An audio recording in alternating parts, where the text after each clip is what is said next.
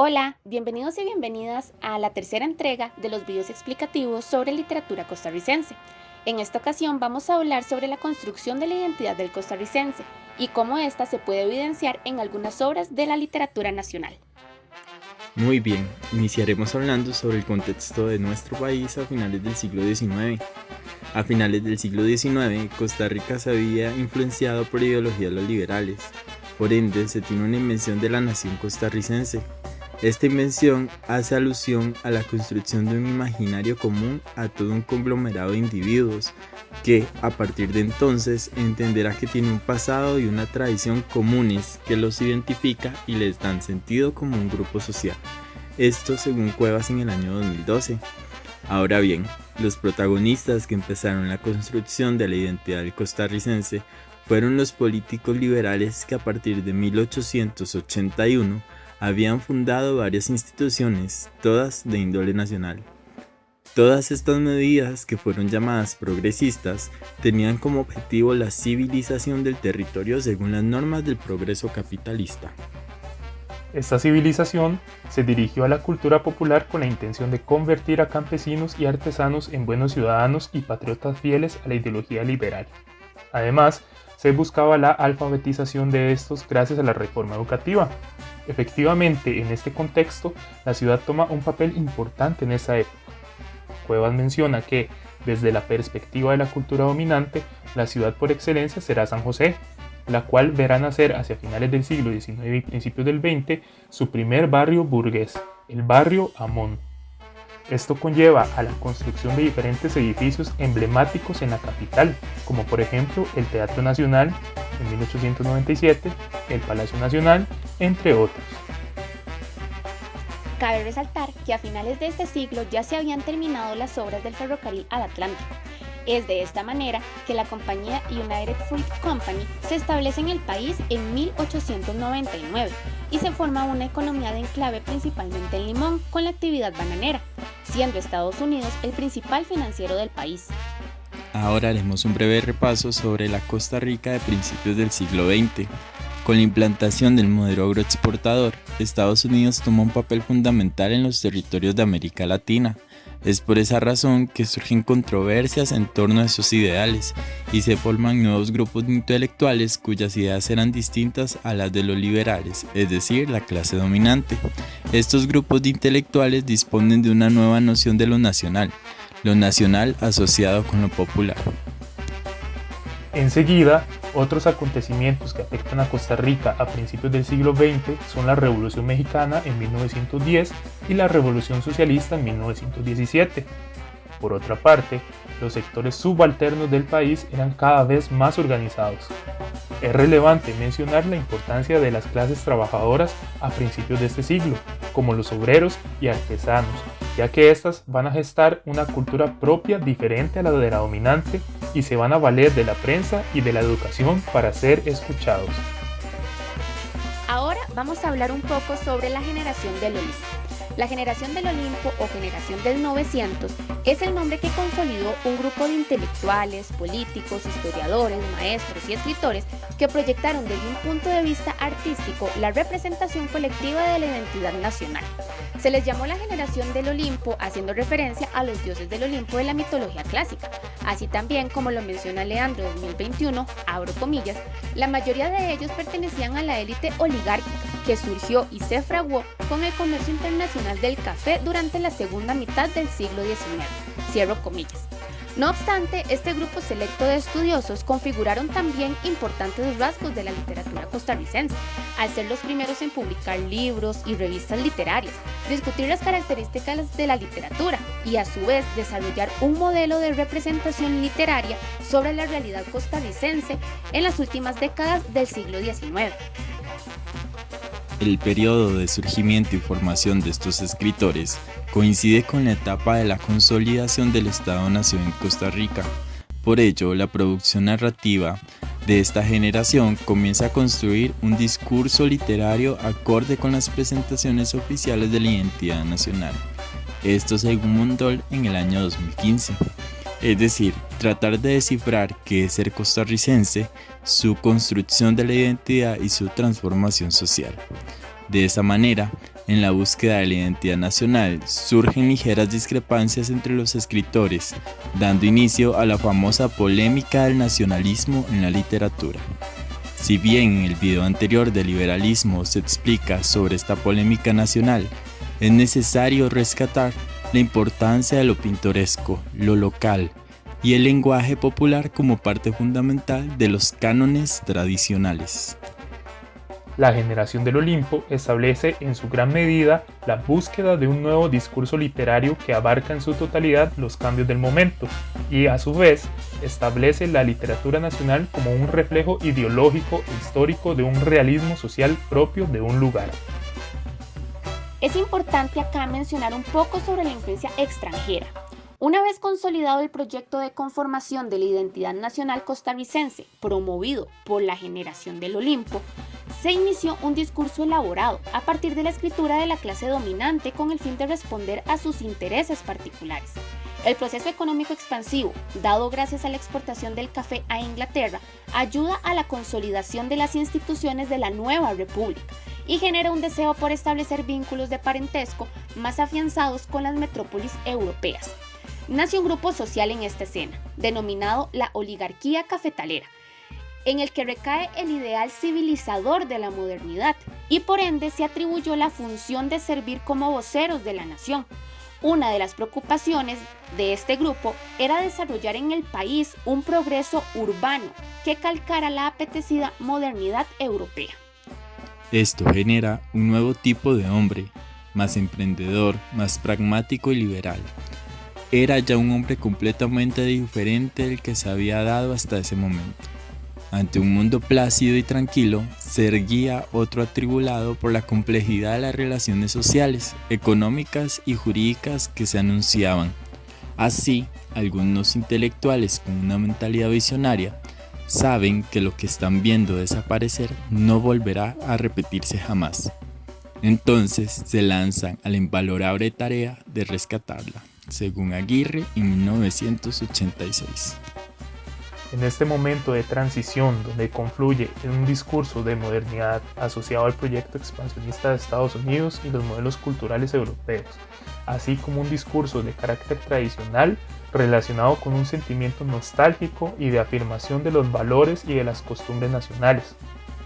Álvaro Quesada Soto también se refiere a este asunto y afirma que este proceso de transformación social se ve marcado por la ambivalencia de los textos literarios de estos autores liberales, pues al mismo tiempo que promueven el desarrollo económico, expresan desconfianza hacia las consecuencias del sistema capitalista.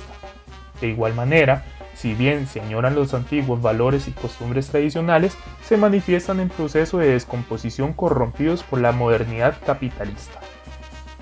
Un tema que es importante mencionar en toda esta contextualización es el costumbrismo. Este es un movimiento literario que surgió en Europa y se extendió aproximadamente de 1830 a 1880. El costumbrismo emerge como una forma de buscar la identidad nacional mediante la descripción de las costumbres, la conservación de las tradiciones culturales y el estilo de vida de un lugar concreto, frente al proceso de industrialización y deshumanización de los sectores proletarios. Aquí es importante mencionar los cuadros de costumbres. Estos narran hechos comunes que se dan en la vida cotidiana de la sociedad. En ellos, los personajes se desenvuelven pasivamente. Son personajes planos, se presentan como seres puros, encarnadores de una manera de ser del pueblo al que pertenecen. Se llaman cuadros, pues describen objetivamente las costumbres. En esto, el cuadro de costumbres sirve para recoger el pulso de una sociedad a través de una especie de crónica social que sirve para entretener y para formar al pueblo lector al que va dirigido. Características del costumbrismo. Muestra caracteres psicológicos de los personajes.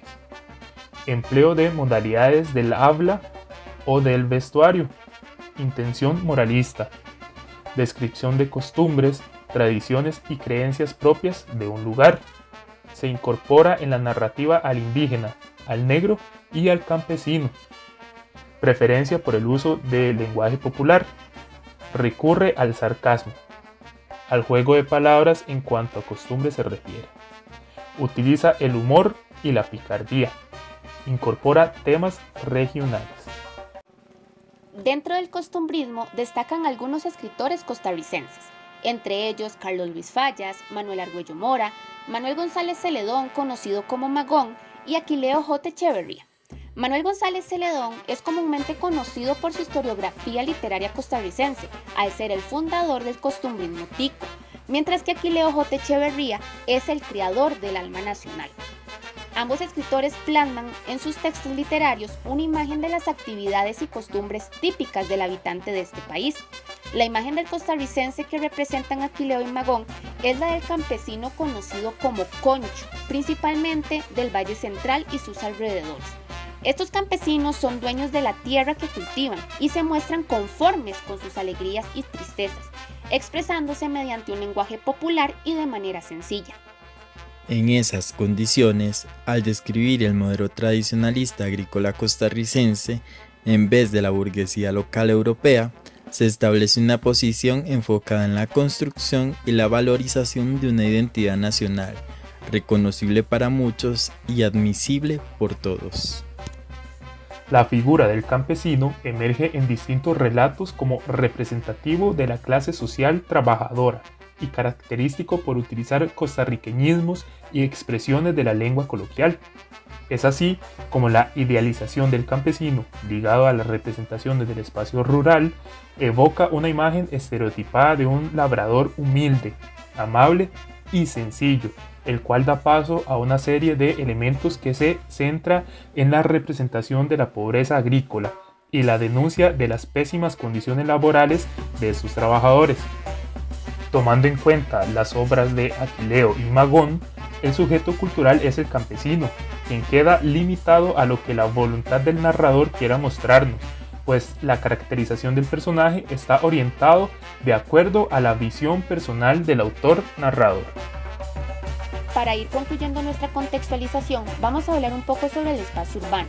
El Valle Central, propiamente San José, fue el lugar donde se encontraban los centros de poder político y económico. A mediados del siglo XIX y principios del XX, San José es partícipe de una modernización urbana debido al rápido crecimiento de la población y las migraciones a la zona, mientras que las periferias costeras y suburbanas sufrían de una desigualdad e injusticia social. La acumulación del capital, las nuevas inversiones y control político-administrativo hacen del Valle Central un punto estratégico para una Costa Rica en desarrollo y por ende una división sociocultural entre los cosmopolitas de las ciudades, los campesinos y artesanos que se fueron arraigando cada vez con más fuerza. Manuel González Celedón, conocido como Magón, nació en San José el 24 de diciembre de 1864 y falleció el 29 de mayo de 1936. Fue un escritor, periodista, educador, político y abogado perteneciente a la clase media de la capital costarricense. Proveniente de una familia modesta, pero con buenas relaciones en su entorno social.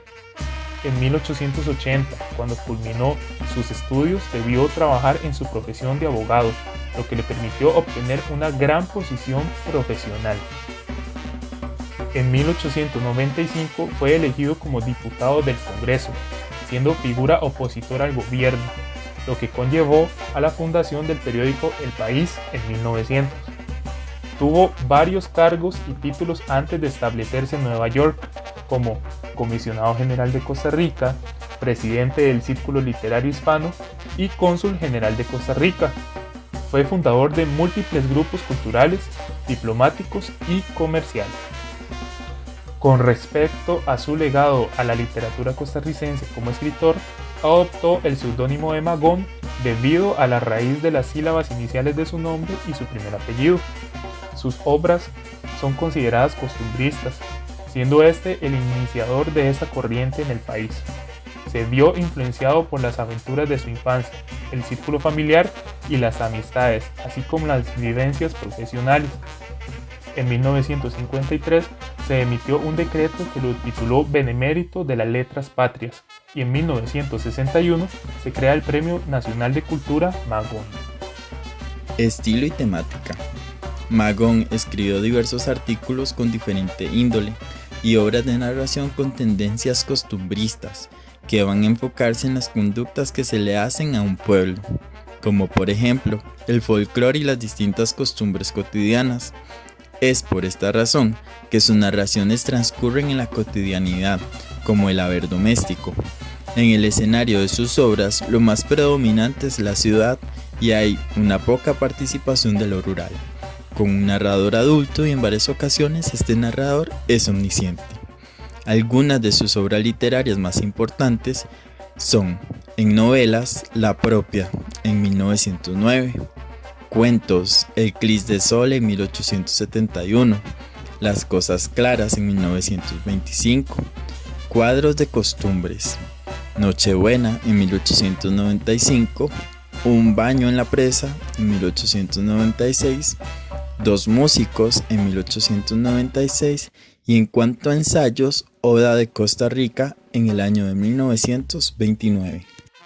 Ahora vamos a hablar un poco sobre algunos rasgos característicos de la literatura de Magón. Manuel González Celedón, antes de ser escritor, fue abogado y político.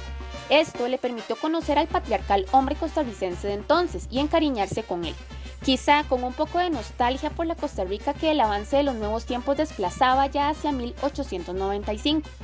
En palabras de Aguirre en 1986, este autor recurre a escribir cuadros de costumbres para preservar literariamente algo que fenecía en forma acelerada, es decir, algo que estaba acabando.